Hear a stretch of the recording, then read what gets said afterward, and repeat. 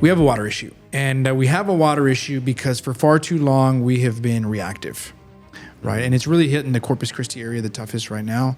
They're hitting curtailment, or what they're pretty much going to have to stop the water November, right? Can you imagine? Yeah, it's Wow. crazy. I mean, you're at 2026 in the United States of America, and there's a chance that you turn on your faucet and nothing comes out. Bewildering to even think about it. Now, going back to SpaceX, the gateway to Mars in the 956, That's awesome. who would have ever thought that? Yeah. Right? Whether you're an Elon supporter or not, I like Mr. Musk. I like what he did with Doge. I'm enjoying SpaceX. I mean, I drive a Tesla too. I have a 250 as well, a diesel. I just think that the technology that he's putting forward, groundbreaking. And I think you start with informing them. I think a lot of the narrative now on our opposing party, right? I'm a Republican, is that we're trying to strip away, their healthcare benefits, right? And that's not the truth. What is happening is we're trying to cut down on the fraud, waste, and abuse, right? Because just like we have a ton of folks on our voter rolls that shouldn't be there, right? There is a ton of folks also leveraging these healthcare benefits that should not be there, right? So that we can ensure that, people can go past the 6 month, right? But right now, under this, the ACA, system is, we're having to kind of go back to, at the beginning of our conversation, we have to course correct. Yeah. Right. And it goes much further than that, right? It's the issues that we face in DC. It's not going to happen in 2 years, right? It's going to take some time, right? But I encourage, and you should encourage them as well, to speak to their current congressional leaders.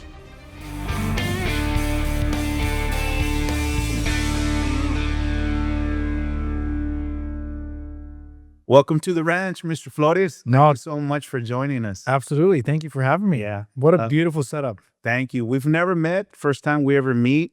So I appreciate you taking up us on our offer to visit us here in the Delta area, which but does encompass Ed Couch, Elsa, Monte Alto, La Villa, Santa Rosa, and all that area. So I'm kind of curious, how much of that area is actually in your district? So previously, let me back up. Home of La Máquina Maria, no? Yeah, That's right. What they say. Yep. So, previously under the old maps, we did have a portion of the Delta area. And then now with the new redistricting, we've lost all of Hidalgo County. And the lines now start in Cameron County. Okay. So where Cameron County starts all the way north to Nueces County, almost just downtown. It misses a very sliver of downtown Corpus Christi. Okay, we'll show your district map here. So like most people, probably like myself, we're not too familiar with the new changes, the new map. Sometimes you were in the district, sometimes you're not. But you know what? Because of the media platform, when we were talking about this just a minute ago, right? 57% of the viewers and subscribers are out of the valley. Oh, wow. San Antonio, Corpus, the social media is really good on tracking people. 57% out of the valley. Wow. Yeah. Some of the recordings and reels that we've done. And thank you everybody for watching this. I appreciate it. Please subscribe, by the way, and follow. Yeah, if you're watching, hit the button. You're already on the video. Yeah. So first time we ever meet. So Yes, sir. I'm really curious and interested in getting to know you a little bit. So I've seen you, right, on when you do your interviews, what have you. But what I'm really curious, who is Eric Flores behind the scenes, right?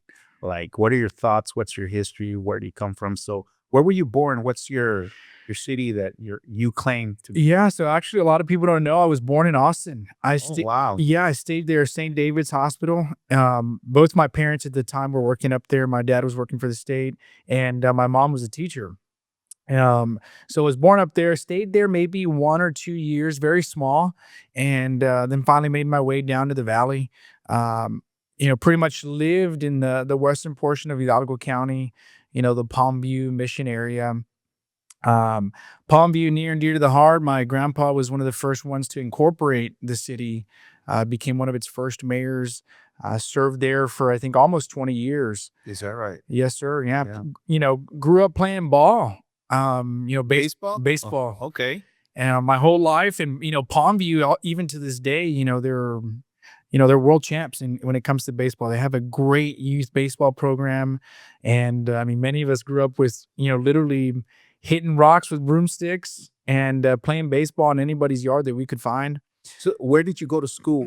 In that area in West? So I did. So growing up in Palmview at the time, I attended the La Jolla Independent School District up until, so I did, of course, elementary school and then middle school. I was going to move out. My mom was teaching at Mission High School at the time. And well, just, you know, kind of really unbeknownst to us, they ended up naming us middle school after my grandma. Is that right? She'd spent over 40 years in the education system. She was a board member, one of the first female Hispanic board members to serve on South Texas College. Irene Garcia, she's recently passed. So, you know, Mom, if you're looking at from us from above, you know, we love you. Miss you for sure. So I attended Irene Garcia Middle School. And my freshman year, my mom was already the head counselor at Mission High School. So went to Mission High. And she had me there, al cortito, como dicen. Right. And kept an eye on me, but played baseball the entire time, loved it, and was really looking to play at the next level. Graduated at the top of my class there, number 4 out of, I think, 480 at the time. Kind of realized, hey, I'm not going to play Division I baseball for the Longhorns. You know, I had a couple, you know, small offers here and there, nothing too crazy. And then at that point, I kind of realized, I said, you know what, I want to join the military. And yeah, that's kind of how that whole started, the upbringing. Okay. So you joined the military at what age? I did. I must have been, you know, 18, 19 years old when I did. Okay. You know, my parents were like, look, Eric, you know, you really don't have to serve. My dad had served in the military. My grandfather had served. I had other family members that had served. And, you know, really a generational thing. And I just told my parents, I said, look, I feel like I have to give something back to the community. You know, I felt that I was doing that through the baseball team. We always did, you know, we always helped out younger kids, other, you know, boys and girls club and, you know, the elementary schools, and really try to serve as role models. So I think, you know, that's really where like the sense of service kicked in. It was about team. It was about helping people. So I said, you know, I'm going to do this. And they were kind of against it, right? They were more, you know, back in kind of my era of growing up, it was about college, you know, you had to go to college, and still wanted to do that, but I wanted to serve. So I got a really unique opportunity. I joined an ROTC program. They gave me a full ride, University of Texas at Austin. While I was there, I did what they call the simultaneous membership program, where you essentially enlist and you go serve with a unit. So I served with first of the 143rd Airborne Battalion out of Camp Mabry while I was a cadet at that ROTC battalion, and kind of matriculated through their program. And I'd signed a 4-year contract with them. And, you know, I did so well in high school. You know, I took all my dual enrollment classes, AP tests. And so I get there with really, you know, 50, 60 college credit hours, you know, más o menos around there. And I said, hey guys, well, I'm going to graduate in 2 years. They said, well, Uncle Sam, you know, you signed for 4, you're going to stay here for 4 years. So I ended up getting a government American studies degree. Started off as a bio major. Wow. And had aspirations to go to medical school. And, you know, I came back after I had taken, I think it was like organic chemistry or something. It was either that or a Cal 2. And my mom says, Miko, how are you doing your grades? And I said, well, I'm doing great. And, you know, what are you getting? And well, I said, I got a B in one of my science classes, and the phone went silent. And I said, oh man. Uh-oh. I said, there's trouble. She goes, Eric, you know, I think if you know, you're getting a B right now in your lower division classes, and maybe you should consider switching majors. And she's like, it's really, really hard once you get into those upper division math and science classes. And my brother was an attorney at the time. And I said, well, you know, I could always, you know, go into the liberal arts college. She said, that sounds like a great idea. So I ended up switching over. And so I go from college of natural science to liberal arts. And it was an absolute blessing. Loved it. Did not realize to that point I was a huge history buff. And so doing government American studies, you know, it was pretty much post World War II studies. Absolutely loved it. You know, I was in the military, I was learning about all these, like, you know, wars that we've had and our involvement and our strategy. And then, you know, got into a little bit of politics. And Yeah, I loved it. Absolutely loved it. Took my commission out of University of Texas at Austin as a distinguished military grad. So I graduated at the top of my class of that group of officers that was, commissioning at that point. And then off I went. Off I went. And no, it was good. It was definitely good, and enjoyed it. Tell me a little bit about because I admire the military and I served in federal law enforcement. That's usually a common thread of most people that want to serve. But if you could put or describe in your own way, what is it about it? Like for those that don't understand that calling that you want to serve, because most military people or law enforcement people, we kind of have understanding for it. How would you describe it? So serving in the military for me, it was that pull, right, Julian? It was a pull to serve others. Mm-hmm. It was a pull of continuing the camaraderie that I had in baseball, Mm-hmm. right? It was about the person to the left and right of you. Mm-hmm. So when I was speaking to the recruiter, he was kind of, and I'm sure, when you probably spoke to your Border Patrol recruiter, right? He tells you about the camaraderie, the teamwork, the service, the impact that you're going to have. And all of that resonated with me. Right. I tell the recruiter, I told him at the time, I said, you don't have to sell me anymore. Mm-hmm. Like, where do I sign? When do we go to MEPS? And so it's just the feeling of actually serving. It's every day it's a challenge, but every day that you go home and you rest your head on the pillow, for me at least, it was always gratification knowing that I was Mm-hmm. helping either someone out, the country. We were moving the ball forward. So that was the feeling always that kept me in. Mm-hmm. Was the brothers and sisters left and right to me, constantly making sure that we're performing at the highest level that we can, pushing each other, holding each other accountable. And then, within the military, you find your own niche. I'm sure you found this with, some of your other agents, right? Yeah. Some love CrossFit, going to church, right? Weightlifting, or, cycling, or, even triathlons. So it's just a really awesome brotherhood. Yeah, it is. It really is. In the patrol, we used to call it the green line, But so tell us a little bit more. How does that resonate with you now? Do you still have that feeling to serve? I guess that's why you're running. Or tell us, well, I guess explain to those most of our followers or people that are watching right now, why do you have that desire to run? Is it because of that, or explain it to us so we can have an idea? Okay, this is perhaps why I should consider Eric Flores. So I say I'm not a politician at all, Julian. Like, I say I'm a service member. I, since a young age, signed up to serve, and, did that for many years. And I left as a company commander of a Texas Army National Guard Light Infantry Battalion, 3 of the 141 Charlie Company. And I was looking to go, my battalion commander at the time said, "Hey, Eric, where would you like to go next?" And I told him I'd love to go be what they call like a Black Hat instructor, right? To go and, teach OCS candidates, and because I really enjoyed being with the troops. So when I realized that I was going to end up in division, end up flying a desk or something, getting really away from that camaraderie that called me, I said, you know what, it's time to hang him up. Just so happened when I hung him up, I was already in the pipeline to become a federal prosecutor, an AUSA, what they call assistant United States attorney, here in the McAllen division, not knowing, I was like, I want to serve with troops, and it was going to be in a different facet. It was going to be with agents, with you guys. Right. And, so, I wanted to serve at another level. So that's why I became a federal prosecutor. Did that for a couple of years, and absolutely enjoyed it.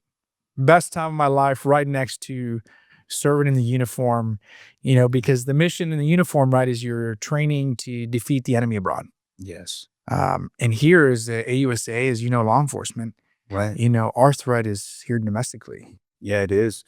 Times are challenging. There's a lot of difference of opinions of so many issues nowadays. Would you mind expanding on how you see the current issues that are happening right now with President Trump using the military, President Trump using law enforcement? Is there any thoughts you would like to share with the public on that? Well, what brought me back down to the Valley, I finished law school So I meet my wife. Actually, I knew her beforehand, but then we really reconnect in law school. So she's a little bit ahead of me. I end up catching up. She was actually one of my tutors for my classes. I got an A in that class. Okay. And so I take the bar. The unit that I was with, they had I trained up with them essentially to go to Horn of Africa, Mm-hmm. and I was dead smack in bar study. Mm-hmm. My battalion commander at the time, Colonel Facundo, he says, "Hey, Eric, like, you really can go if you want to go." He said, "But you're dead smack in studying for your bar." He says, "I think you would be throwing away, your schooling," and he really just a great and awesome mentor. So I stay back, become a rear deck commander, take my bar. 7 days later, they call me, and what moved me was Operation Guardian Support. Okay. So I report to our Westlaco station right behind the Ford dealership, if anybody knows where that's at. And that was Trump's initiative, Operation Guardian Support, to put more Border Patrol badges back to the border, 2017. And really and truly was to support you all. You all were so stretched thin. Mm-hmm. You guys were caught up doing fleet management, evidence collection. The CPC was just starting, or Ursula. Pretty much, at least from my vector, right? My sector of fires, you guys were stretched thin, overran, quite literally. So I think that was a great initiative under Operation Guardian Support, President Trump. I think what Governor Abbott has done, OSS, OST, Operation Secure Texas, OLS now, the most recent one, has been a great benefit to the border here and to you guys. I was at the tail end of OLS. I was a company commander organically. And I was seeing it on the other side, as a federal prosecutor. A lot of the call outs were coming from a lot of the National Guard observation points. Mm-hmm. And at least the traffic that I had heard or seen on paper, it was a great, great support to our men and women in the grain. So I think, those are all great, great initiatives. I think now we're going to see the buoys coming in some sectors of the Rio Bravo or the Rio Grande. Those buoys are really going to facilitate, as well, people are like, oh, why the buoys, right? Well, really and truly, it's creating choke points for our men and women in law enforcement, right? They're going to force them either to complete Focal points. right. Yeah. They're either going to return back, which we want them to stay, Yeah. right? Or they're going to force them to a point where they can be apprehended. Right. So I think, a lot of what is happening, using the military on the border, right? Putting a lot of these military zones, it is a great support to Border Patrol. Yeah. Backing up to your military service, did you get to see any combat? No combat. Okay. I say I was super fortunate to, write the blank check. Uh-huh. Mine, never got cashed. I did have some brothers and sisters that were KIA. And, for that, we remember them 100%. But, thankfully, my check never got cashed. Right. Yes, sir. So if elected, what is your political platform or the issues that you're going to push and why? For example, what would be your first issue that you would want to push and why? So kind of coming back to the question of why serve, right? Why did I decide to run? So, military, federal prosecutor, and, I'm sure we'll get into some stories here about, some of my cases. But as I'm there, really the first time as a professional adult father that I get to see these broken policies come out of DC, right? And people are like, oh, Which ones? let's look at our border crisis. I was with the office from 21 to 25, as a career prosecutor, not a political appointee. CBP reports the number 11 million illegal aliens let into this country. It's closer to 24 million. Right. You see Title 42, the catch and release, the One Pass app, Gotaways. the gotaways. Exactly. I had an interview with somebody and they're like, oh, well, CBP counts 11 million. I was like, those are the ones that they can actually count. I was like, but how about all the gotaways? Right. Or all the bailouts Of years and years. Exactly.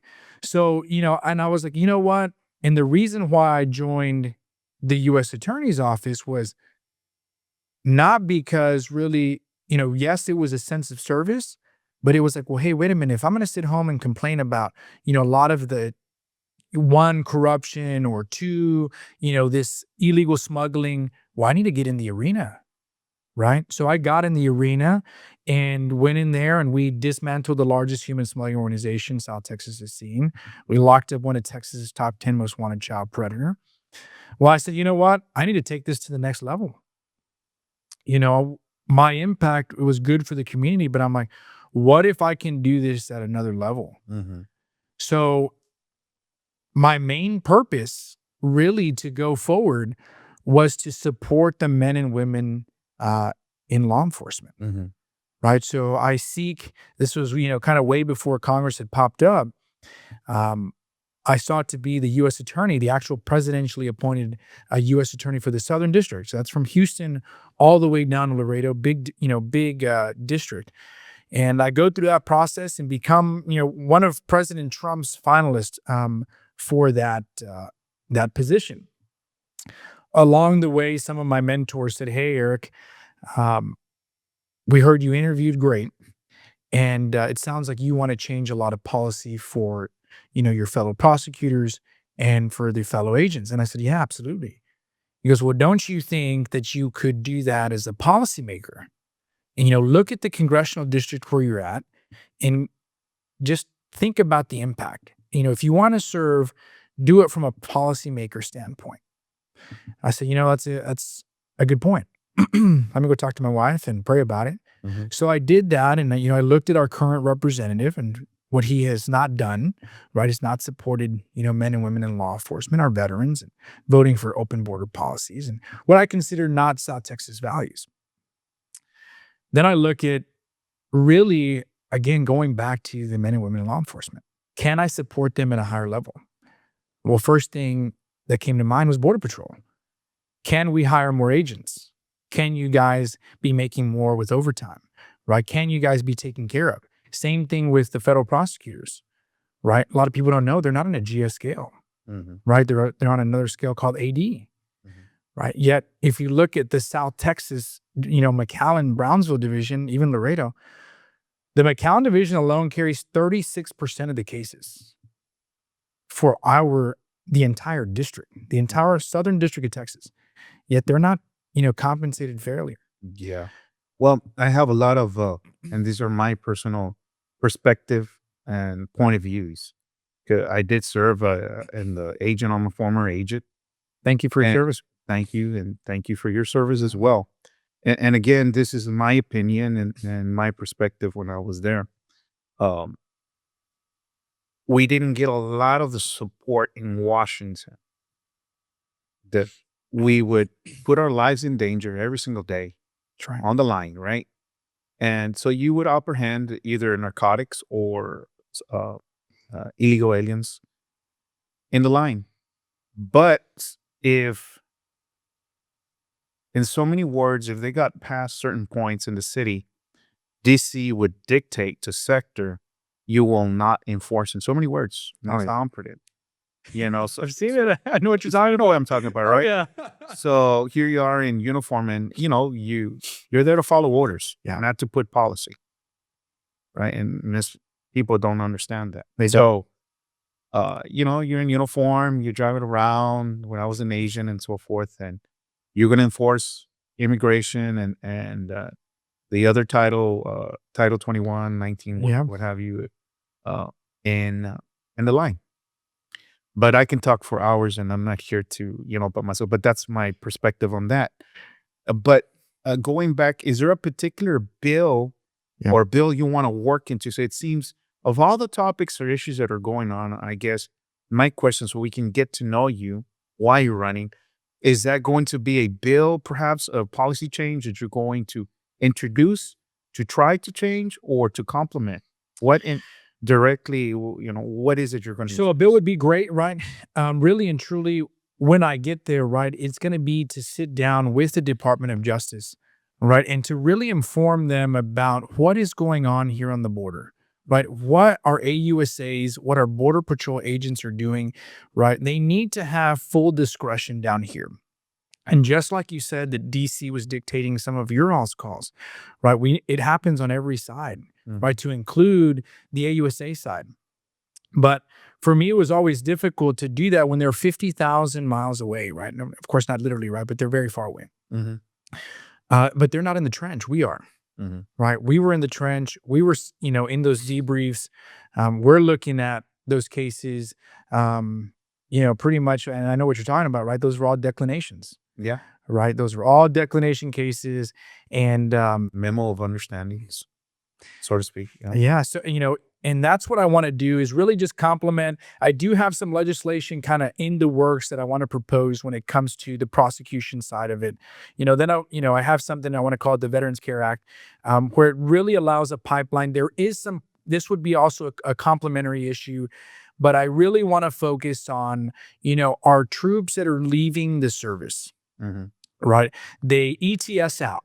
Mm-hmm. And really, they have been driven by purpose, by mission, by end state, right? All sorts of things, the MDMP process, the military decision-making process. But yet when they get out, right, it's like, well, thank you for your service, UTS, and, Mm-hmm. Bye. Out the door.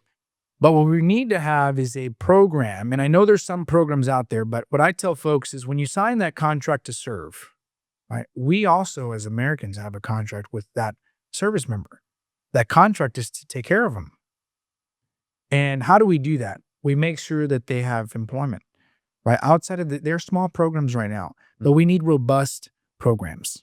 To expand those programs? Yeah, absolutely. Expand them how? To get them in pipelines, like right now, there's a gentleman, Nick Morgan out of Houston. He's a former veteran, Iraq veteran. He got blown up, Purple Heart recipient. He is leading up apprenticeship programs, right? And under President Trump, he has a large initiative with the Department of Labor to uptick that. Mm-hmm. And if you look, it's not only his program really focused on veterans, but now it's far beyond that. Mm-hmm. Right. But that initiative is taking a service member and saying, hey, you had a certain skill with the military to no cost to them and to no cost to where they're going. And let's just use SpaceX, for example. They're funding these apprenticeship programs, right? Your HVAC, your electricians, anything that requires an apprentice, get them fully qualified and to go work for, again, SpaceX. Right. How beautiful is that? You ensure that they have employment. Awesome. You ensure that they'll never be homeless. And what does that soldier get? They have purpose again. They have purpose. I lost one of my squad leaders to suicide. Mm-hmm. And he was one of the hardest charging troops I've ever known, right? Soldier of the Year. I mean, he would run through any brick wall that you asked him to, no questions asked. And, I would tell him, I'd say, hey, Huey, you got to find something once you leave, the military. And if you do for 20, awesome. I said, but at some point, we're all going to have to leave the service. And I just want to make sure that you're prepared. Well, he leaves the service and he found himself struggling. And we did the battle buddy system. And ultimately, he took his own life. It's unfortunate. Super unfortunate. Still, hits hard. Well, you know what, Mr. Flores, I think that's an uncommon knowledge base for most people that in the U.S. Border Patrol, that we have one of the highest suicide rates as well. On average, I think it's one agent a month or every other month. And most people don't know that. And just like previous military personnel as well, one of the highest, right, suicide rates.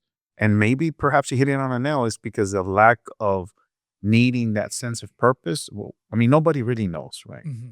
But a lot of agents that were former co-workers of mine that have taken their life, and when I would hear and still hear that they took their life, I'm taken back. Like, man, he seemed fine. Hell of a guy. Always happy and helpful, hard charger. And they ended up taking their life. It's just amazing. Yeah, it's very unfortunate. So I do want to place that program really at a federal level. I know there are some other private partnerships that are going on right now that get outsourced, but we really need to take a hold of that. And when I come back to supporting men and women in law enforcement, I have an act as well that I want to institute there. And you're right on the key with when it comes to mental health. And I was talking to a former agent who's now serving at a city. he tells me, "Hey, Eric, have you ever thought about the mental health for agents?" And I said, "Yeah, absolutely." And as you know, we're all encouraged, right, to step forward and say, "Hey, I need help with my mental health." But then what happens when you raise the hand? Yeah, sometimes, well, we feel we get the negative attention. Well, not only that, you end up in the rubber ducky squad, right? Yeah. Right. So for the folks listening, what does that mean? A rubber gun. Yeah, you get a rubber gun or you get on a desk, Yeah. right? So then what are your brothers and sisters in thinking, but Julian or Eric did something wrong here, right? So we need to really balance that out. If people need help, let's give them the help. They had the courage to stand up and say, "Hey, you know what? I need help." Because I mean, as we were talking earlier, you're patrolling the river at, dark 30, right? Super dark, you're alone. God forbid, I prosecuted some AFOs where, BPAs were patrolling the river, and next thing you know, they run up on a group, somebody gets tackled, right? That's traumatizing right there, Yeah. right? And they need help, and they should be able to say, "Hey, I need help." Yeah. It's not for everybody. Nobody knows, and soldiers or law enforcement can relate to it. Being out there 3 a.m, sensor goes off, or you get a call out, and you're the lone ranger. You're the only agent out there. Your next partner is probably 15-ish miles away. Yeah. But by the time they get to back you up, because you have to kind of transverse the terrain wherever you're at down by the river, it's going to take a while. And that's if the agent is familiar as you are on that actual trail where you need help many a times. And I got to work with extremely good agents, hearts of gold, man, and working extra overtime, over 10 hours. If they knew you were working a particular project or an operation or what have you, I can't say enough, about them, good things about them. But anyway, however, now I'm back in civilian workforce. I work in healthcare, and we dabble, the family does, in real estate, this and that, in so many words, right? So let me ask you this. I have an interesting perspective. I understand the need for law enforcement, for immigration enforcement, but I also see the need of, the workforce. And so here we have a subculture in the Rio Grande Valley, or all South Texas, or perhaps even the whole southern region of the United States, the demand for labor. And when Trump brought the immigration policies that he's enforcing right now, sometimes, and this is my opinion, you can agree or we can agree to disagree, that perhaps, Mr. Flores, he overcorrected just a tad. Number one, perhaps, let's entertain that. Number two, perhaps consider a two-pronged response to, yes, let's enforce. However, with a solution for a legal pathway for those that we do feel that were appropriate to fill in the gaps, right? To fill in those positions. And what am I talking? I have friends that are in construction and real estate and building homes and so forth. And let me be very clear. I'm not here by any means, because of my background, to say, hey, if you're breaking the law, you're breaking the law, and it's wrong, right? But perhaps to be considerate, let's find a legal pathway. Because during all these deportation proceedings, you're also exporting all the knowledge, wisdom, and experience of a masonry guy, a concrete guy, and so forth, that took years to develop that, and you're exporting all that out. So it's a double prong. I understand. We get orders. You're gonna follow the rule of law and do what you have to do. But it's kind of I'm in a special predicament, because when my business friends are in construction, real estate, I can see the point. They don't understand the side that I know of where I served, right? But I can understand what they're saying as well. So in my opinion, well, I think perhaps a consideration of a double-pronged response, right? Two ways to perhaps to consider, is there an alternative, right? remember back in the Ronald Reagan era, there was the Braceros. Oh, yeah, absolutely. That You took the words out of my mouth. yeah, something similar. Just, Yeah. let's put it on the table. Is it possible? I don't know. Yeah. Perhaps, right? And that way we get to resolve the immigration issue, but also resolve the issue that's affecting the local economy here in South Texas and for the most of the nation. Okay, but let me be very clear. I'm not here to excuse anybody that, and I'm not talking about the criminal aliens. By no means, they need to get out, right? But I also see, and I would encounter them on the line all the time. Yeah. Out on the fields and the construction and this and that. And it was a different patrol back then and what it is now. But perhaps, what are your thoughts on that perspective that I have? Yeah. So, I mean, it's an interesting, and I think you used the right word, right? We have to course correct. Mhm. We had gotten so bad, right? And here's what I really say, people talk about what I call the punchline candidate, right? Mhm. They talk about border security, right? And, you and I are very similar, right? Well, for me, I served in Operation Guardian Support, and then I was a prosecutor, enforcing the Title VIII, right? So for me, you and I have both lived it, right? We understand border security. We're members of the community down here in South Texas. Honored to have the National Border Patrol Council endorsement. How did we get here, I think, is how we ask everybody. We got here because an administration, which I call the Otto Penn Joe Biden administration, allowed 24 million illegal aliens into this country. I saw it firsthand. I mean, our courtrooms were booming every single day of either 25s. We kind of didn't do 25s in the beginning there. Towards the end, we picked it up. But, 90% of the docket were 1326s, A and Bs, right? And I'm sure and 1324s. You know how many hours of work every case would take us to?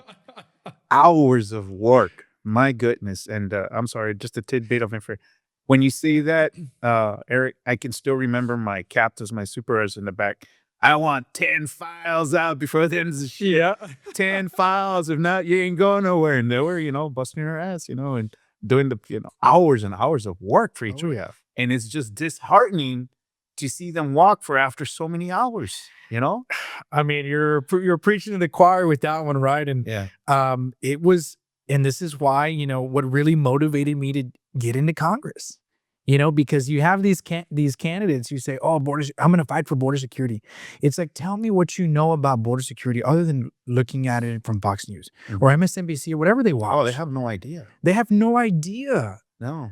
To sit in the courtroom, and I'm on the other end, right? You're quite literally the tip of the spear. You're the ones putting together the G166s. You're the one sending the case to prosecutions, right? Well, before that, Eric, I mean, actually making the apprehension.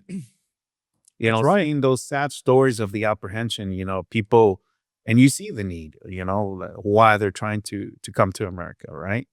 To deal with that. I have so many stories of people where they were just lost for days or hours out in the brush, giving them food or water, first aid and so forth. But anyway, so that's another podcast for another day. Yeah, we'll get to the story, the war stories you're seeing. Yeah, so, going back, we had to correct from that. The Title 42 during COVID, right? The one pass, literally inviting them to just come over, right? And people were like, oh, was there all Mexicanos? Like, and the truth is they weren't. Right? They were, way deep down South American countries, right? And, we had Iranians. We had to have 3 or 4 different interpreters in the courtroom, right? Yeah, Czech, Romanian, sometimes it was Russian and, Syrian and Chinese.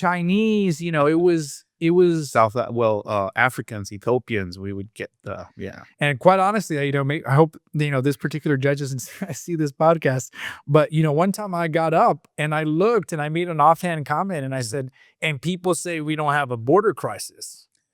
The courtroom was busting at the seams. Yeah. And so, we needed to course correct, right? And that's what, people are like, oh, President Trump's policies. And I'm like, no, well, these were the laws in the books already. We're actually just allowing the agents and the prosecutors to do their jobs. Right. So that is what we're seeing now is we're seeing course correction, right? First thing you do when you built your house was what? Put up a fence, right? You don't want anybody coming up over your fence, right? And it's not that we are anti-immigration, we're anti-illegal immigration. And I consider this a three-faceted problem or issue. You need border security, right? God forbid a suitcase nuke walk across the border. We don't need that. One of the last days I was a federal prosecutor, I went into the courtroom and I saw military-aged males from Syria, an Iranian, and I think there was a Russian there in there. That was eye-opening, right? So it still serves a national security issue. Now we come to the second one, what you're talking about, workforce. You know, our home builders, our gamoniteros, right? Our painters, our masonaries, our electricians, everybody that, you know, the ranchers, the farmers, I mean, the landscapers, I could go on and on, right? We need a pathway for them to be able to work. Okay. Right. And I think we're seeing that right now with Congresswoman De La Cruz, right? She's calling it the Bracero Program 2.0, right? And people are like, oh, well, you're incentivizing. No, we're not incentivizing people to come here illegally, right? We're incentivizing them to come over here, right? And to work and fulfill jobs that Americans are not taking. Right. Right. We're not trying to push out the Americans. It's always Americans first. Right. We need to make sure that we don't push any Americans out of their jobs. Right. But to fill in the gaps where we can. And the third issue that we have is our immigration system. This is what I truly call the pathway to citizenship. Right. And right now it's a broken system. It's a broken system. We've corrected, you know, again, a failed administration under Biden. President Trump is, you know, he's doing that. And I have full faith that here soon we are going to line out to ensure that our workforce has the labor that they need. So it's coming. You know, our great Congresswoman De La Cruz down here in the Valley, she's championing that. I think she gets it across the line because there's many people, not only here in South Texas, that need that workforce. Right. Well, we've invited her to the podcast, so hopefully she'll consider one day to visit us. But we've emailed and so forth. But anyway, if you don't mind, I want to scale it back a little bit, Eric. Let's do it. Tell me about Eric Flores when you're not thinking politics, about your campaign. Give us a snapshot. You know, Sure. Our followers, our subscribers, and all the people that don't subscribe but do watch our shows, right? What do you do on your off duty? Like when you have downtime, what's your TV show?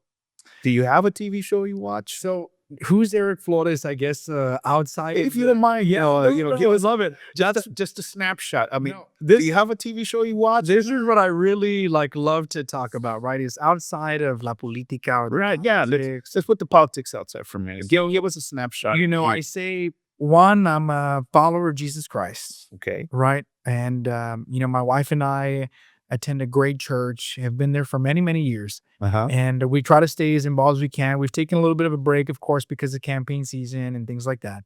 So, you know, follower of Jesus Christ and father, right? You know, husband and my wife, Victoria, we've been married almost 10 years and absolute backbone to me. You know, how many kids do you have? 2 kids. Okay. So a 6-year-old, Elena Grace, and baby James, 2 years old. Almost, I say there's Xerox copies of me. My wife thinks that, you know, baby James looks like her, but I disagree. Well, let me ask you on that topic because one of my friends, he's actually goes by the 956 dad, and on his honor, I'm going to ask you, in your opinion, what makes a great dad? If you would, you know, give me two things or recommendations. Yeah, what makes a great dad? Yeah. I think presence is important. Just being there. Some people say, hey, Eric, how do you do this? Your kids are always happy. Presence. You know, I wrote a lot of books that just having the father figure in the household, you don't have to be doing anything, right? But just being there for them, right? Them sitting next to you, them sleeping next to you. Just naturally, it's like a safeguard. They feel instantly relaxed. Okay. Right. So presence is one, right? And then the second one is, you know, just getting to know them at their level, right? I think sometimes as adults, we're all super busy. We have this expectation that they should be, you know, understanding what we're telling them to do. And what I always tell young dads or my friends that are now having kids, I said, just be patient with them. The last patient. Yeah. Ask them, what they think of something or what their favorite color is, or, just really engaging them. And, sometimes I do it myself, I'm like, I give my daughter her iPad and, because that's the new norm, right? Right, right. But, I always have to remind myself, um, hey, let's get into those conversations. Me, how'd you do at school today? Yeah. Anything make you mad, or just simple things like that. So I think those two things, right? Presence and engagement. And then a big one is, take them to church, right? Let them see, what that community looks like, what it is. Character. Absolutely. Get those values in them young. The moral and values. Yeah. Difference between right and wrong, and, how we came to be. Yeah. My daughter's young, so she's 6. Baby James is definitely, still young, but he watches us pray. But, now she's asking those questions like, would Jesus be mad at me if, I did this? And I have to explain to her, hey, well, he did XYZ so that, you were extended this grace. Yes. So I think those 3 things, presence, engagement, and then, get them involved in church as young as you can. Well, I certainly agree with all that.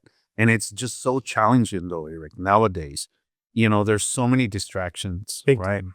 With everything around us. I mean, even social media where it's rapidly changing. And now I have kids that are still in school and children that are in school, right? And now with AI coming into the picture, where in my day, you had to do your research papers the old way.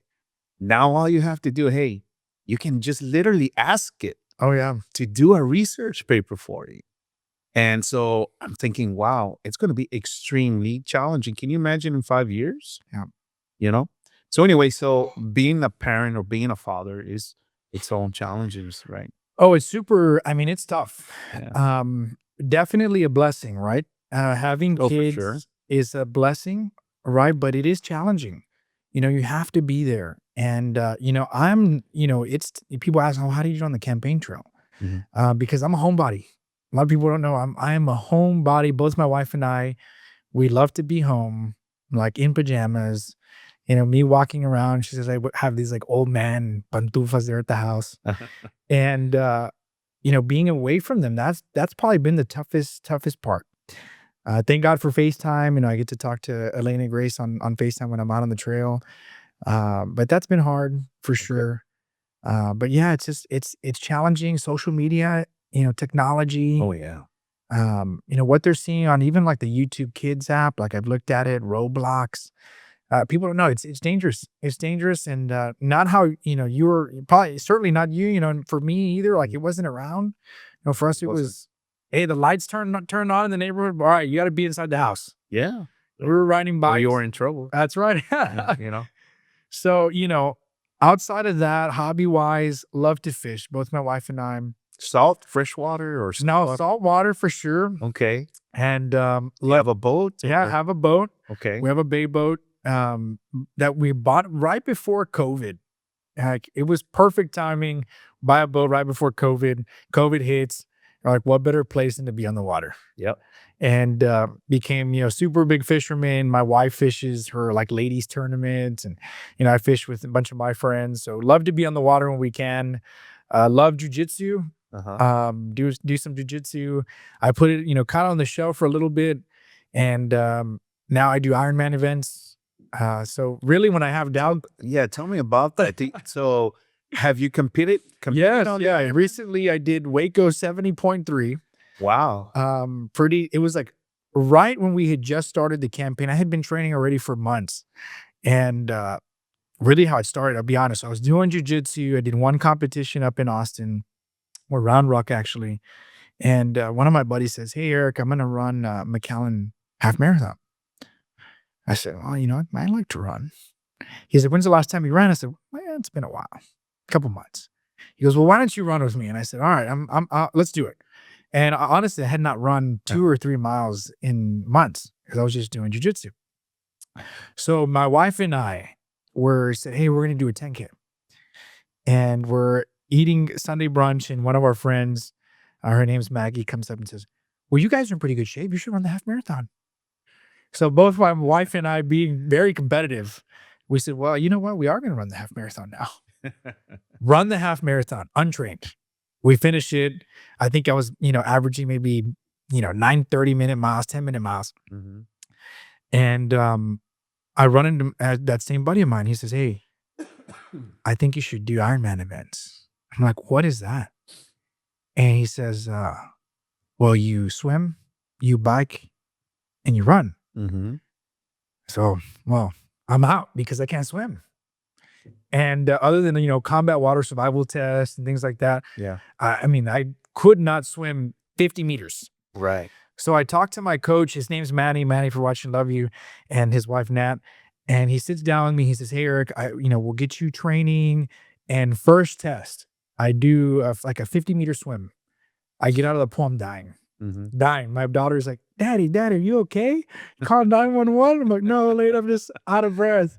So practice swimming, extensively. If you don't mind me asking, where could somebody train that there's a swimming pool other than the university? I remember we had one. Yeah, so we have the natatorium that's open in the public, and then we have Banworth Park. The pool that I enjoyed the most, believe it or not, only $1 to get in, or if you buy the pass, $10, and then it's pretty much unlimited. Or during their hours, is the McAllen Municipal Pool. Okay. It's a longer pool, so your laps go by just a tad bit quicker. Okay. So I really trained there at the McAllen Municipal, and then the open waters we would do at Isla Blanca. Okay. So I get into it, and I'm like, okay, you know what? I got a hang of it. Yeah. So I learned how to swim, and I actually trained with a lady, which I won't mention her name just for OPSEC, but trains Border Patrol agents going to BORTAC, BORSTAR, and thank God for her. She literally saved my life when it comes to swimming.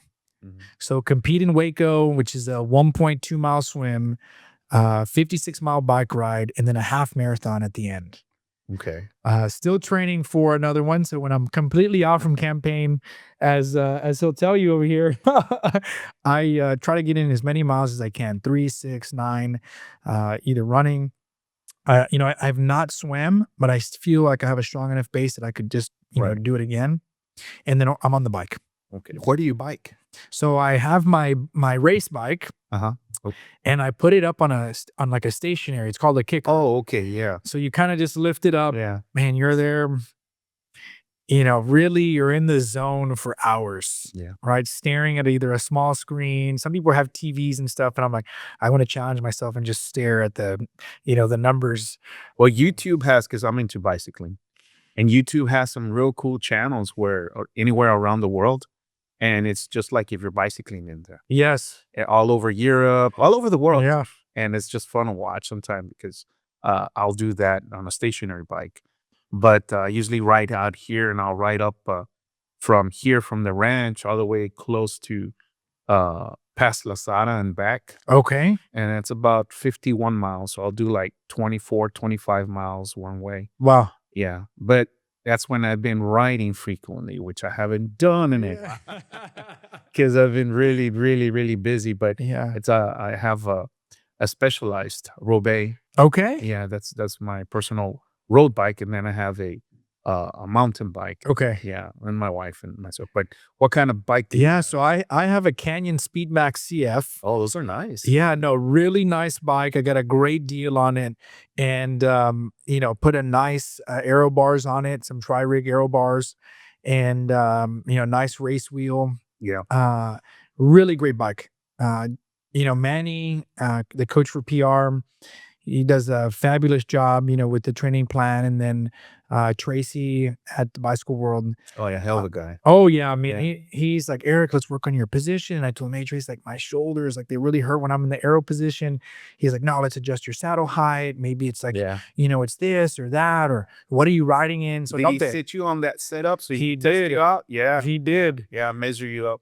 He was like, bring the bike in. We need to change this and change that. And race day, zero issues with my bike. Yeah. So, I mean, what an amazing bike shop Tracy runs. I think he's got McAllen, Harlingen, and a location in Brownsville.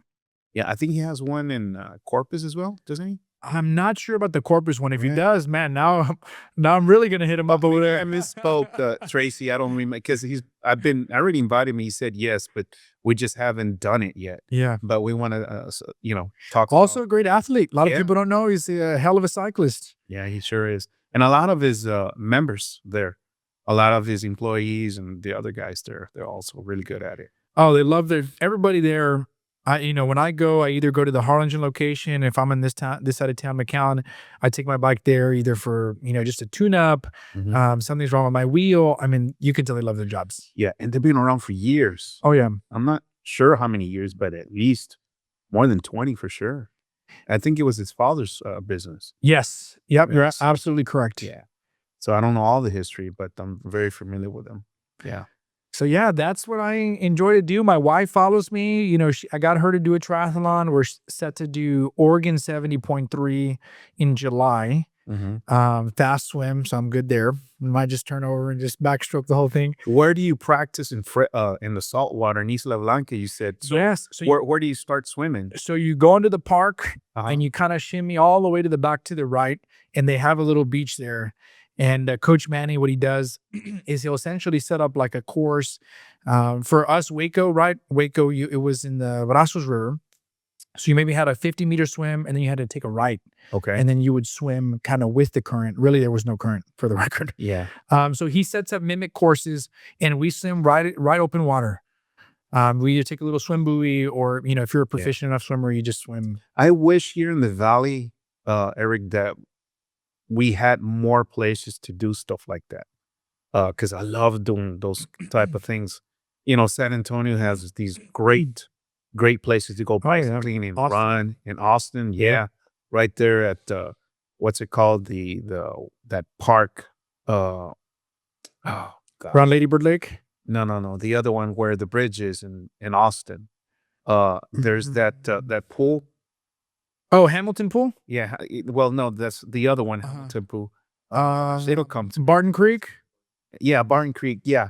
Zilkers Park. Zilkers Park, yes. Zilkers Park. Yeah. All that great area, and everything connects, It would be awesome if, a project in the floodway where they could convert that floodway and make it part cement with trees and all that. I mean, we have a lot of land that perhaps, but anyway, that's a topic for another day, because for a hobby. But what other hobbies do you have, Eric? I love to read.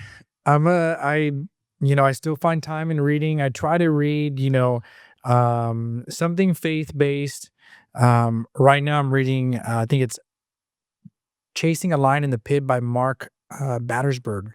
And it just so I came talking to somebody along the campaign. He says, Eric, I feel like I need to give you this book. And the book is based on a story in Samuel where this guy, I always mispronounce his name, so forgive me, everybody. But I say it's Benaiah, where he chases a literal lion on a snowy day into a pit.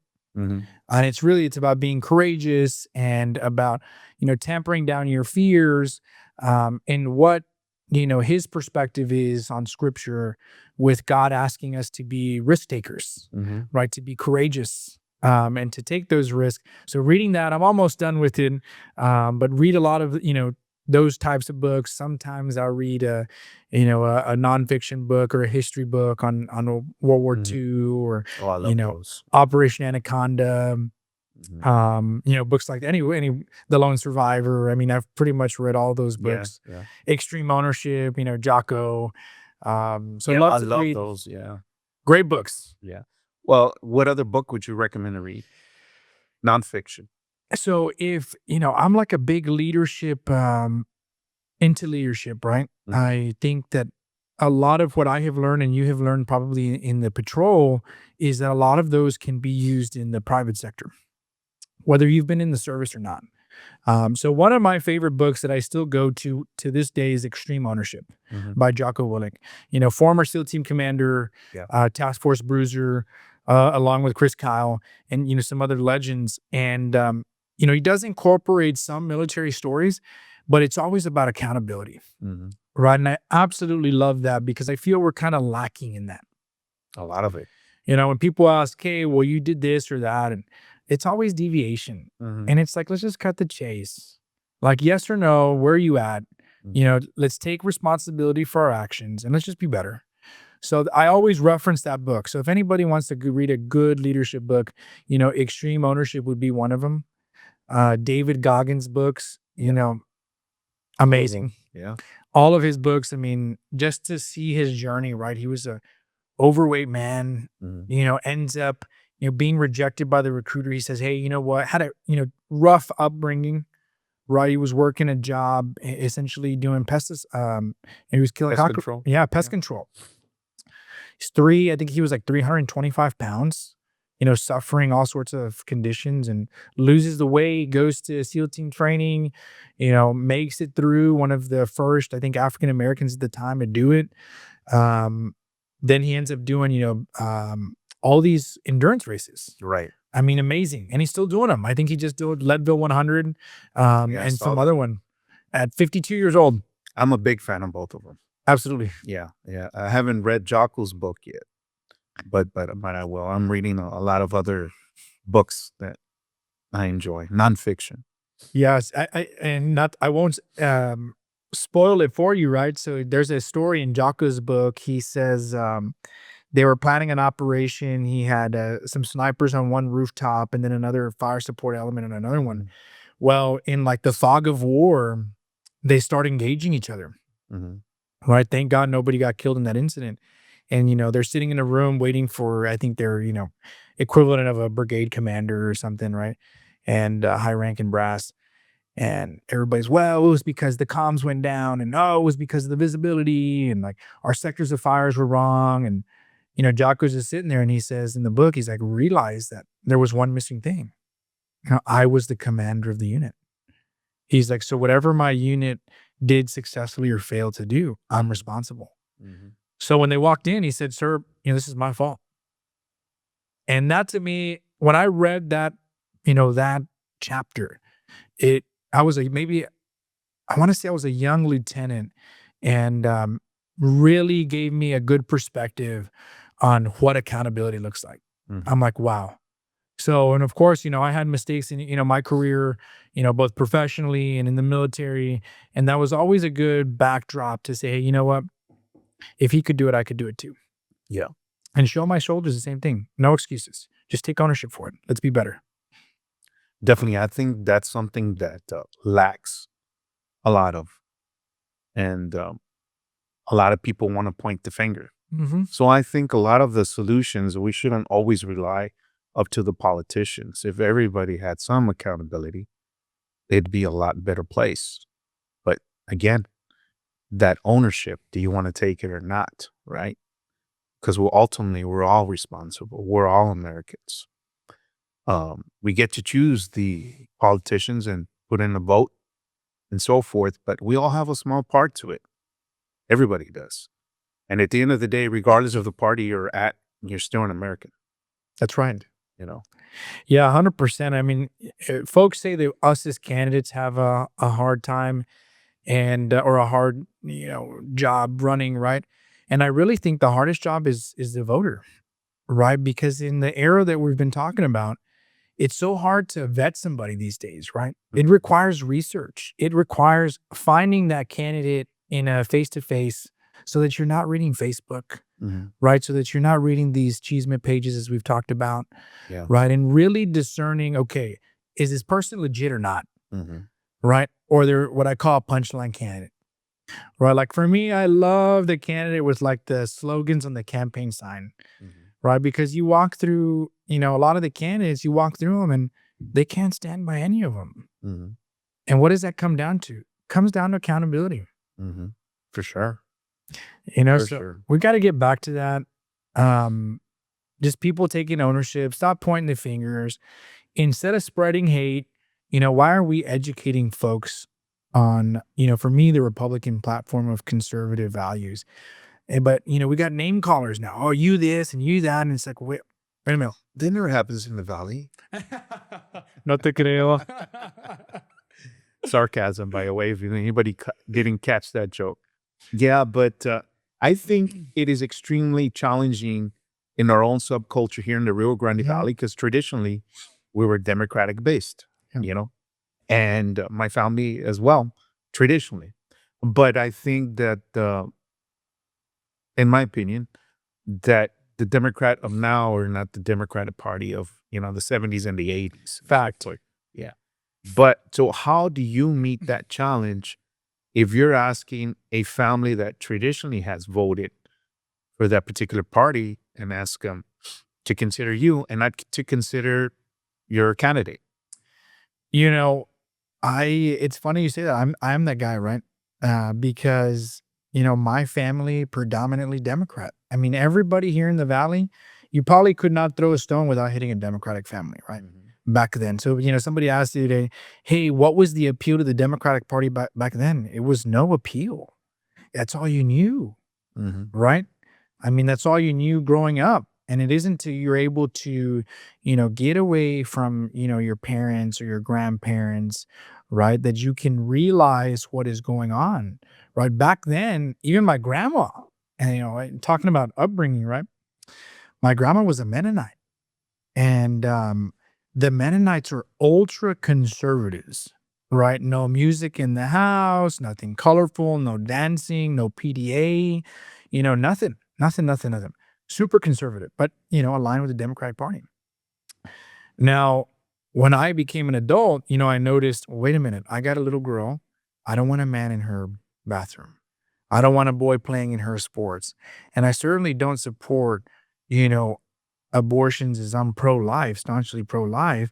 And then the other thing is these chemical castrations that we're seeing, right? So how do we reach, folks that are in these types of situations? You do that by having a good conversation, right? And I use Charlie Kirk as a great example. May he rest in peace, because he was there really to educate folks in a really non name calling way. It was, hey, why do you believe in this? Right. Well, let me tell you, this is actually what it is. Right. And, but we're not going to achieve that by calling people names, right? By calling somebody, dumb, stupid, and there's much worse, as you can imagine, right? So we got to have those fruitful conversations. As a Republican, my goal is to continue to grow the party by informing people as to what they're actually supporting, right? You're a Democrat? Let me tell you. Okay, here's where your party is at. Do you support that? And maybe they say they do, and I'm like, hey, well, that's the party for you then, right? But here in the Valley, what I've noticed is that really folks are conservative Catholics, right? They're pro-life. They don't support, a man in a little girl's bathroom. They don't support chemical castrations. They support the men and women in law enforcement. I could go on and on and on and on, right? But just because that's all they've been surrounded, they don't feel comfortable going to the other side. So we got to create a space for these folks to come on over. And I know they're out there. And I'm hoping here in the future they'll feel safe enough that other people won't ridicule them in the community, that will respect everybody's opinion, regardless of where they're at. Well, don't you find that kind of challenging? Because traditionally, people immediately, right off the bat, they just look, are you red or blue? They don't stop to do the critical thinking. Well, wait a minute. Let's look past the color. Let's look at what does he really stand for? So how do you meet that challenge? And right off the bat, okay, he's red. No, I'm not red. I'm blue. Yeah, I mean, it's you're exactly right. It's a challenge. And I think conversations like this is what really needs to be happening in homes, anywhere, coffee shops, lunches, dinners, playing pickleball, fishing, right? To kind of, educating folks as to where they're at, right? Everybody here in the Valley, as you know, they all consider themselves conservative Democrats, but that party left them long ago and they've just not realized it. I say that we're in a vacuum down here, right? But they really need to be looking beyond what's happening, just in McAllen or the Delta area, right? Or Ed Couch, and realize, South Texas. yeah, and realize what's really happening in DC. Where do you stand with the SpaceX business? And the reason I mentioned that, I'll let it know, I'm pro SpaceX. Me too. Unfortunately, a lot of people from the Rio Grande Valley or anywhere, they're not. Because the first thing they think of is Elon Musk and for things he's done or said, or etc. But I really feel there's so much more pros than there is cons.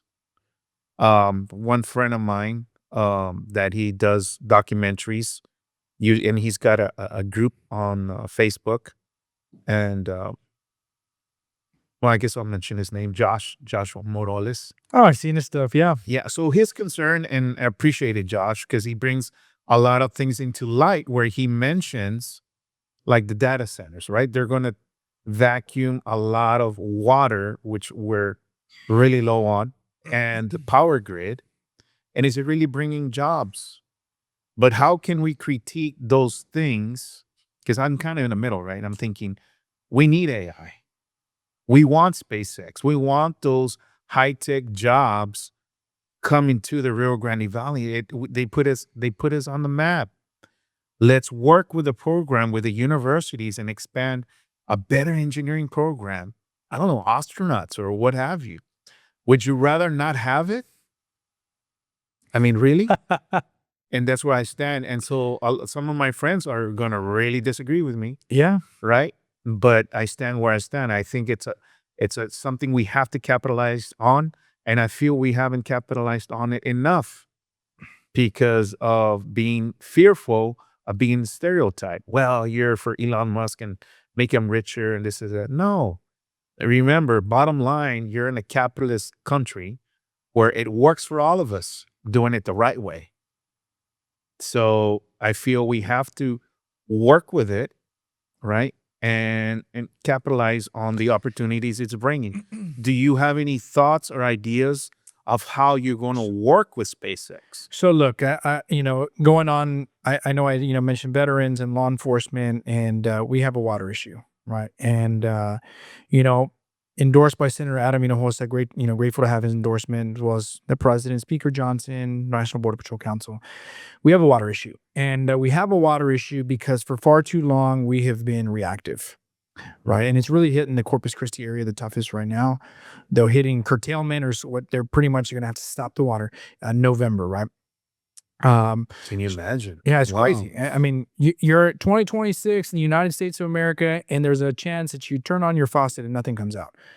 Bewildering to even think about it.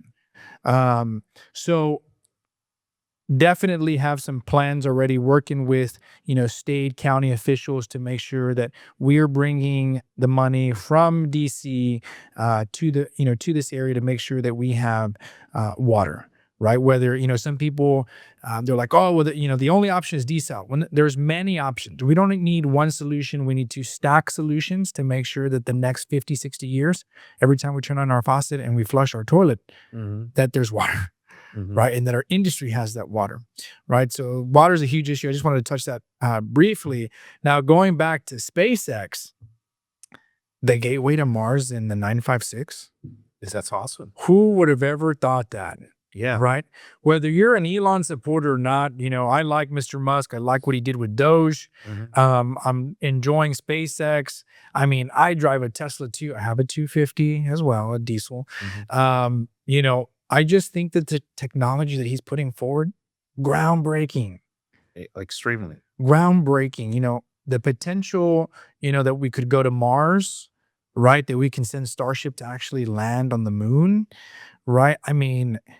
And it's coming from here. From here. Yeah. Who would have ever thought, if I would ask you 10 years ago, Julian, you think they were going to go to Mars from Boca Chica? Yeah. You'd be like, what? You'd be like, "Pate, por favor." Yeah. Right? And I would have said the same thing. I'd be like, you're out of your mind. Yeah. Right? What'd you smoke today? I would be like, what's going on? But and look at the present. Yeah. And look now, Starbase. We have a community there. And to just say that is awesome. Is there going to be some cons? There's cons of drinking too much coffee, drinking too much water, working out too much, right? But I'll tell you, the environmental concern, I fish South Bay, right? Which is the bay that is right there to the launch pad. I mean, I think I'm an okay fisherman. My brother's watching, you'd probably say I'm better. But, I catch the same amount of fish. The water looks good. I mean, of course, I'm not a biologist and I'm not taking, samples out of there or doing anything like that. But, I haven't seen a difference there. Is there some, maybe some shaking and vibrations for the nearby homes? I'm sure there is, right? I'm sure there is. But with growth comes some change, right? And we need to grow down here in the valley. No hate on San Antonio, Houston, Austin, Dallas, but how about us? right? All of our kids, and maybe even my kids, they're going to have to go to Austin, San Antonio, Houston, Dallas to go work those big jobs. Why can't we have them right here? We can. And we can. You're right. We can. You know what? I took it a step further, right? I think, Josh has his platform, right? But I always feel there's an extra step of research that we have to do because we can't rely on AI anymore. Can't rely on Facebook anymore.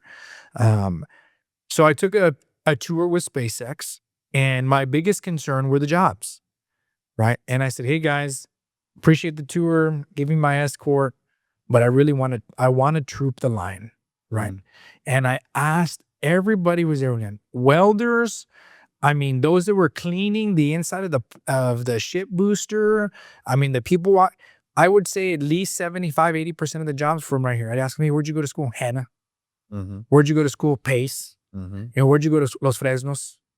Where'd you, McAllen, right? I mean, Raza, they're from the Valley, 956, puro 956. And they're paying very well. All those welders. 100%, right? So how cool is that to have the people that are making, to just say this, the welder for one of the boosters is from Hannah. I mean, how proud are his parents or his grandparents if they're still alive? Mi hijo did that, mira. ¿Dónde está? I mean, something to be proud of that's coming from our area. So instead of, focusing on the negative, right, which I feel we do a lot here in the Valley. No, never in South Texas. No te creo. Nah, really.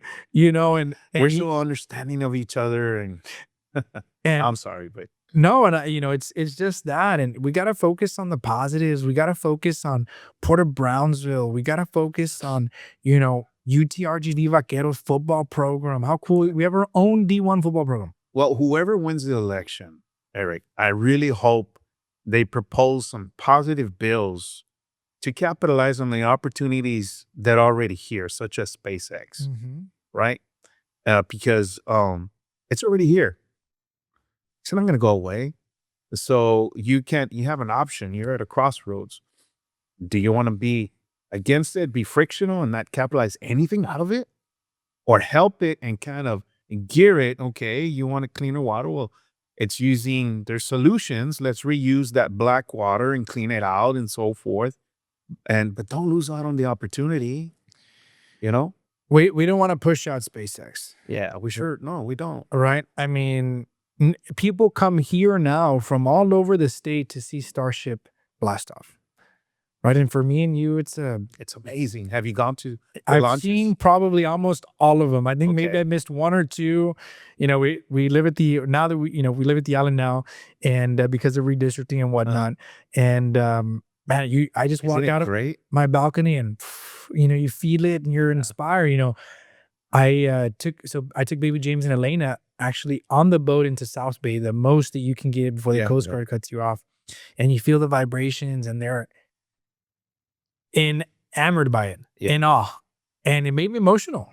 Yeah, right, like right here in the 956, we got the tallest rocket with the most advanced engines with Raptor 3 that's about making history. Making history. Yeah, I got the model right up. I saw that. A big fan. So, I ask folks, let's focus on the positive, let's not, get these chisme pages, instead of these chisme pages, why don't we have like a positive page? Yeah. Well, right here at the Delta Oaks, we try to. Always positive. No, and that's the way it should be. Let's boost people up. Yeah. Let's spread a positive message. 100%. There's kids, throughout this area. Yeah. My law firm that I work with, we represent a lot of the school districts. And let me tell you, I've seen a lot of positive stories. Chess players out of Brownsville, the chess program they have over there, amazing. The mariachis here in McAllen, right? Ed Cal Chess. I mean, we got great students. Let's highlight them. Yeah, we really should. Let's highlight them. People, the corruption in the Valley. And I said, there's corruption everywhere. But they say it's everywhere. I said, but instead of highlighting a bad guy, why don't we highlight somebody who's doing a great job? Yeah. Leader in the community. Let's push forward. I'm going to tweak it a little bit. And this hits home for me a little bit more. Healthcare in the Valley.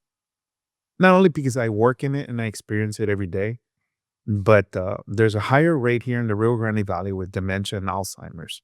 And they're classifying it, I'm not if it's official or not, but a class 3 diabetes, being of, Hispanic origins, all of us, right? What I call the Mexican trifecta is the high blood pressure, diabetes, and cholesterol. And I deal with it every day. And it's hit home for one of my relatives already that has early signs of it. And I deal with it because I work in hospice. And it's a big deal. I feel we need more attention to it. And I hope in the future, whoever does win, to bring some legislation or a bill to complement the study, to organize it a little bit better, the funding, because there's a large need. And I'm glad that we're trying to make America healthier, all those much needed, building better parks and, walking trails and bicycling and all that, to get us out there to be healthier and all that. Do you have any thoughts and ideas for all those voters that I see every day, all those families? They're like, for example, Medicare. I'll talk about it a little bit, if you don't mind. Medicare right now, because I deal with it every day, the family. The prior administration, if you had a patient live longer than 6 months, lived up to a year, not a problem, paid for it. Unfortunately, right now, I guess they found a workaround where if you live past 6 months, it's called length of stay. Guess what? They recoup the money. So I'm having to deal with families because I already took the family, right?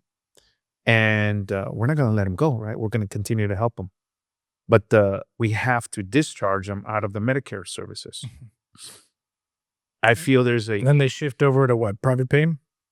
They can't afford it.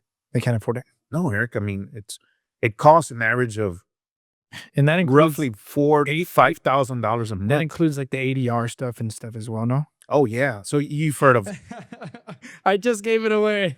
Yes. And it's challenging.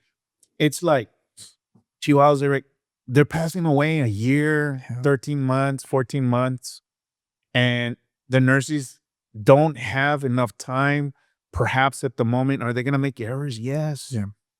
Because the bedside need to take care of that patient is more important than I forgot to put this one Code. verbiage or code. And what they're doing, Medicare is saying, hey, if it's an error, there's no chance of appeal. You lost it. And we're to Medicare. And let's not even go to the doctor's notes. And this one's different. It's a big deal here in the Valley because unfortunately, we have the major population is low to perhaps even barely medium income level households, right? Do you have any thoughts and ideas of what you would propose on how to fix that? Look, the administration is addressing that now, right? I think ACA, I don't know if you've ever heard this, maybe it briefed well, but it executed extremely poorly. Right? The government cannot afford to do that. And, speaking about Medicare, those predominantly are seniors who paid into the system, right? Who are looking for that benefit once they reach that age. We have to always protect our seniors' benefits when it comes to that. Now, coming to the healthcare it needs reform, and it needs massive reform, right? We need to be able to have substantial competition.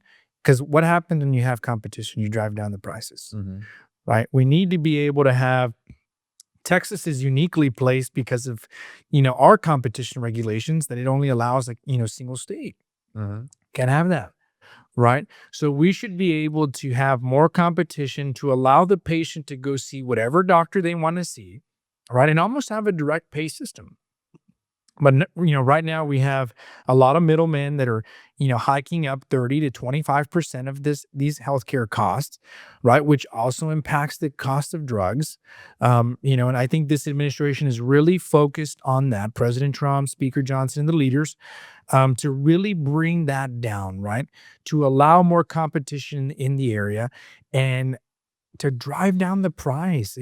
I think people are getting tired of the ideas, right? What they need to feel is the experiences, right? Of cheaper healthcare, more access to their doctors, cheaper groceries, cheaper gas, affordability of being able to purchase a house, right? So when I go to Congress, that same tenacity that I had in uniform that we've talked about in the courtroom, prosecute these major cartels and human smugglers is, that's what we need in Congress, right? We need somebody that, look, it's like they used to say, los ideas no se acaban, es el dinero. Right. So I want to go to Congress and I really want to be that strong advocate for South Texas. Right. And be like, look, this is what we need. Because we have a big health, population here that, yes, they depend on Medicare. Right. And then we also have Medicaid. Right. There's also a lot of people who, we need to make sure that it's secure and that the people that should be on it are actually deserving of it. Right. And maybe taking a little bit of, it sounds like you guys have heavy governmental regulation right now. Very much so. Right. And they don't take the time. And I understand they can't go and visit the family. I'm going to paint you a picture. I have a bed-bound patient, lived past 6 months. And when I say 6 months, most people don't know this. That's what hospice is, right? And they say a patient can have up to 6 months. In so many words, I'm giving you the 3-second version. Live 7, 8, 9 months. And we get ADR. Said, hey, Mr. Silva, we said 6 months. Yeah. Well, hold on, sir. I can't tell these family, well, you only cover for 6 months and I'm going to have to discharge you. And from your pain meds, your chaplain services, social worker, your CNA, Eric, they're dying. Oh, yeah. They're dealing with so much emotional stress. What would you propose I tell those families? I have an average of 90 families. Each family has about, 10-ish people that come seeing grandpa, grandma pass away. And so it's quite a challenge, let me tell you, to go tell them, because of the current administration, we're going to have to discharge you. Do you have any thoughts of what perhaps I could say?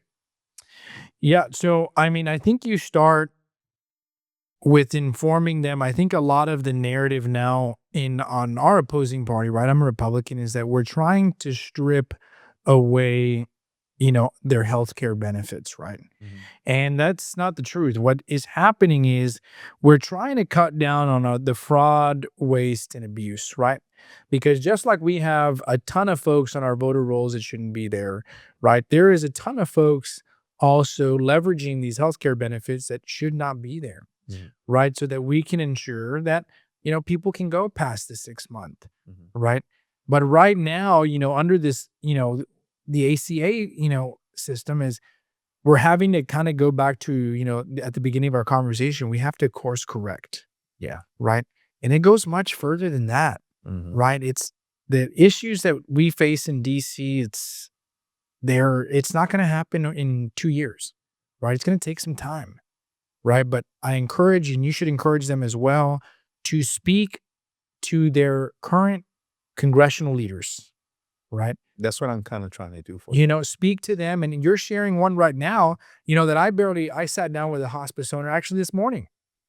Right. And, I have a little bit of healthcare experience, because I did some healthcare fraud prosecution. So I know exactly what entails. And Por uno se la llevan todos. That's right. And it's really challenging because we're really trying to help these families. Right. So I understand we're running short on time. I do have another question for you. Have you had any personal experiences with family members or friends that have dealt with hospice yet, or Alzheimer's or dementia? So that you're willing to yeah, I want to share? come back with dementia, right? The Valley is actually, we have now a research institute focusing on dementia, right? So it's something that, the state legislators, Senator Adam Hinojosa, as well as some of the other representatives, they are making sure that is funded, that project. And that's great to hear, right? There's going to be money dedicated solely to dementia. My grandfather, in his late age started to suffer from dementia. It was very tough to see because he was a very sharp man. He was very sharp. He was always involved in the news and the newspaper. Loved him to death, and he's passed. He suffered from that.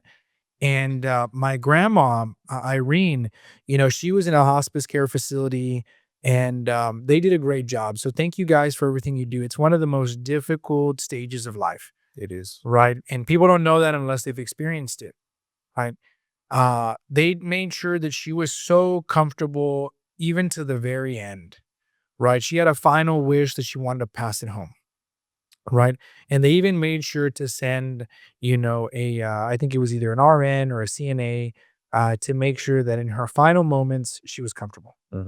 Right. And they prepared you. The caseworker came in, or social worker, I think. They gave us a pamphlet of like the signs of the final moments. Right. Repetitive words and, certain, things of, discharging from the body. And it was good to be prepared. Right. And man, this facility, they did a great job. So, it's important. It is. You know, It's a very important service that we provide to community. So it's just challenging when we encounter that overcompliance issues, because there's a human aspect to it that they're dealing with, and I deal with it, the families, every day. It's a challenge when you see your loved one you're losing them one day at a time. So, but anyway, thank you for that information. But let me ask you, tell us anything. This is your moment, right? Anything you are wanting to share, a snapshot, who Eric Flores is. What have we not talked about that you feel we've missed? yeah, no, again, staunch believer in Jesus Christ. I think the proudest titles I have is follower of Christ, husband, and father, right? I don't say I'm a politician. I'm a service member. I'm not here to collect a check. I'm in private practice now, doing great, but I feel that we need true and effective representation in DC. That's gonna serve with integrity, that's gonna serve with duty, with honor, who's been there, been in the trench with the Border Patrol when they've been demonized, punched in the gut, not supported. So I know the issues, right? I've represented cities facing flooding issues, funding issues for lack of infrastructure, water issues, school districts, the issues that they're facing, and that is why I say I'm the most qualified candidate in this race. I've served at almost every echelon of government, whether that's in the Department of Defense, the Department of Justice, with cities, as a municipal judge, as a board of counsel. There's no learning curve for me when I get there, right? I will be putting forth the best legislation for South Texas. Right now, our voice is not being heard. We need it to not only be heard, Right. we need it to be respected, so that people don't look at us and think, you know what, it's that South Texas. Down there, it's just about corruption. No, let's focus about the positive. We got SpaceX, the Port of Corpus Christi, the Port of Brownsville, South Padre Island, the island of Corpus Christi, CCAT, NAS Kingsville. We need to highlight that. We need to become, Texas 34 needs to become really the mecca for not only Texas, but the United States. So what you get in a Congress member with me, driven by, my Army background, duty, honor, country, integrity, leadership, selfless service, right? Personal courage. That's what makes me tick. Serving people, right? And I've done it time and time again, and I'm ready to do it again. So I ask viewers for your trust, for your support. Early vote starts February 17th. It goes through the 27th, and then March 3rd, Election Day. So that's what you get in Eric. You get, a service member, somebody de corazón, right? Somebody who's straightforward, de la gente, right? Have been in the trench, that's who I am, and ready to answer any question, any conversation, always ready for a cup of coffee. Okay. And now thanks for having me on. Love the podcast. And please, if y'all have any questions, about myself, www.ericflores.com is my campaign website. We're on social media, Instagram, Facebook.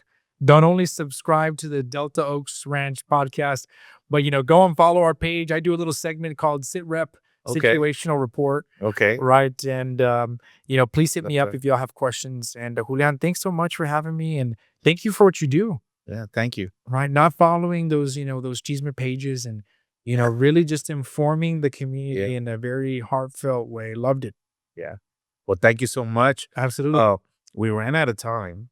But I had so many more questions. Perhaps I'm ready to come follow back. up. I'm ready to come back cuando tú quieras. Yeah. And then with the coffee you made me, Did you like it? absolutely. It's my favorite. This is a good brew. Yeah. Good brew. Well, thank you so much, and you're always welcome here at Hey, Delta so Oaks. Yes. And I will make sure to pass the message to Congresswoman De La Cruz. She'll be the next one here. She's always welcome. She's always Absolutely. welcome. Yes. Well, thank you everybody for watching today, and watch us up on the next one. Subscribe and follow us on all the social media. Thank you. See you guys. And that's all from the ranch. But thanks so much, Eric. Yeah. Much. Yeah. Yeah. I could have gone another hour. No, hombre, yo también. It was a great conversation.